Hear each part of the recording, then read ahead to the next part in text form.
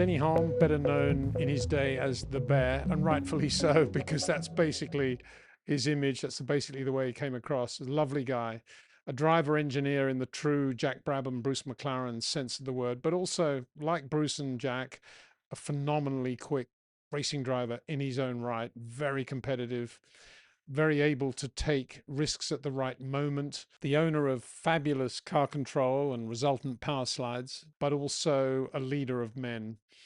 1970 was a catastrophic year for McLaren because that was the year, of course, that they lost Bruce, the founder of the company, in a testing accident at Goodwood in a Can-Am car.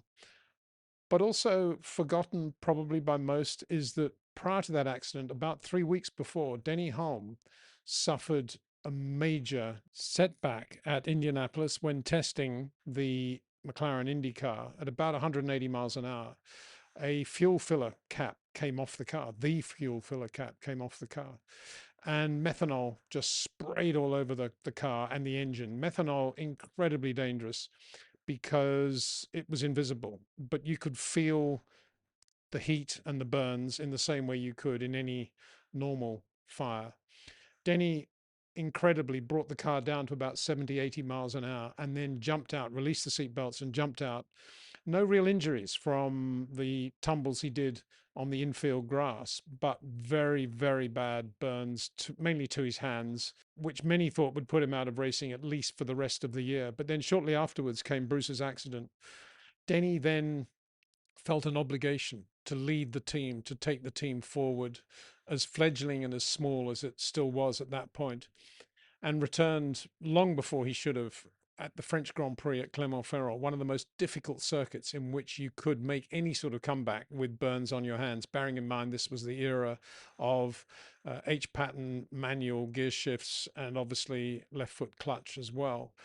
But Denny did that race, and in this audio podcast, you can hear him talking after the race, sounding completely debilitated, but there is a note of triumph to his tone, and that is that we made it, we did it, and we moved forward, and we're going to continue to move forward.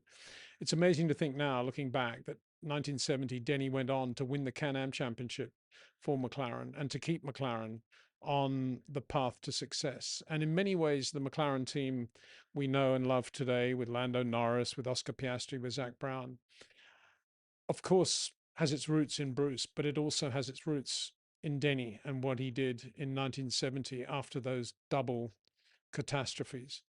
The audio begins, however, with an interview with Denny sounding quite chirpy after the 1969 Dutch Grand Prix at Zandvoort.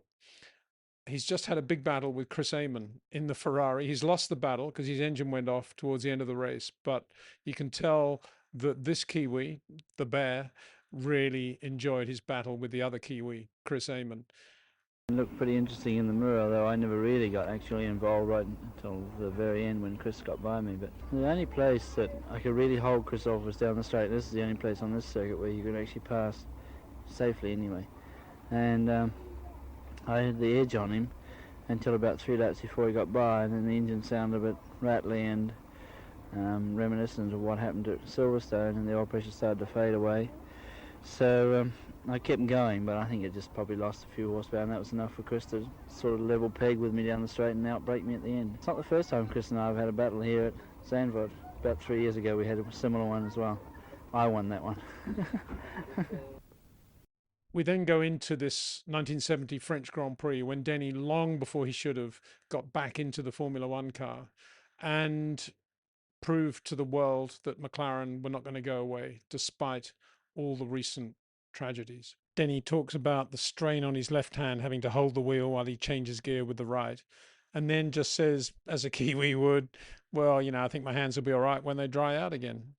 Dry out, he means the burns dry out. I suppose you could say I'm not very fit.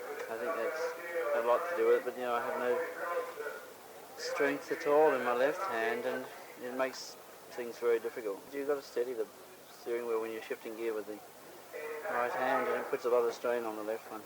I haven't bothered to look yet. I don't think there's any blisters on them though, that I can see. And when they dry out a bit, I'm sure they'll be all right again. The car went very well. Had a bit of problem with some of the other competitors, but No, yeah, I was very pleased with it. Sounded well and ran well the whole race. And then finally, the 1970 British Grand Prix at Brands Hatch, 2 weeks after that French Grand Prix. Controversial race because Jack Brabham ran out of fuel coming out of the second last corner, lost the race to Jochen Rindt, and then there was a lot of discussion in the scrutineering area as to whether Jochen's Lotus 72 was indeed legal. He did get the win, he did get the points, which meant that Denny Hulme eventually finished third after a long battle with Clay Regazzoni's Ferrari, about which he speaks now. In myself, and I just said to the wife, I think I thoroughly enjoyed it. It was hard. I was pleased to come third. I somehow hope I'm second, because it makes the championship more open, even more still. But with Clay Regazzoni pushing me all the way, I really had to drive as hard as I could all the way. And it shows up in my lap times. It's on, maybe I can piece 6 laps together quite quickly and pull away, and then the fatigue in my hands gets a bit too much, and I have to back off a wee bit and then try again as he gets closer.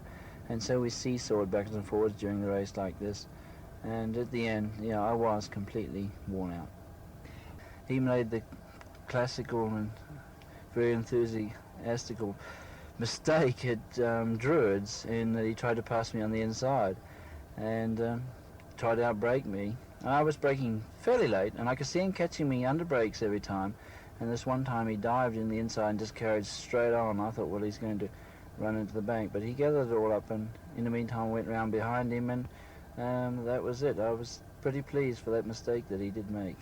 They had a bit of bearing trouble, I believe, in Jackie X's gearbox, I think it was. But no, it didn't. The car does handle it. Certainly has some good acceleration out of the hairpin corners. And I think at Monza and Watkins Glen, where they have very long straights, it's going to be a quick motor car. And I love this final bit with Denny because he talks about the reliability of the Ford Cosworth DFE engine, in those days already built by John Nicholson, another Kiwi. And you may think he's joking, but he's not. He said the engine after Brands Hatch, his engine, was due for its 1,000-mile check, he called it, by which I think he meant rebuild. But bear in mind, that engine had just done the Dutch Grand Prix with Peter Gethin, and then the French Grand Prix at Clermont with Denny, and then the British Grand Prix. Put that alongside the demands of today's hybrid, semi-electric, semi-internal combustion engine Formula One power units. The car's gone very well. In actual fact, this is the engine that did Zandvoort for Peter Gethin and Clermont Ferrari for me, and now this Grand Prix here. So it's due for its 1,000-mile check. And it has run very well. I think we're very fortunate.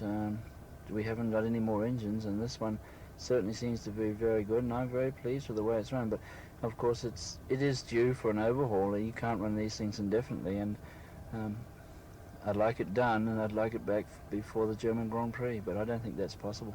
But I think in the meantime, Goodyear's have got some champagne on the ice because they might have won it yet.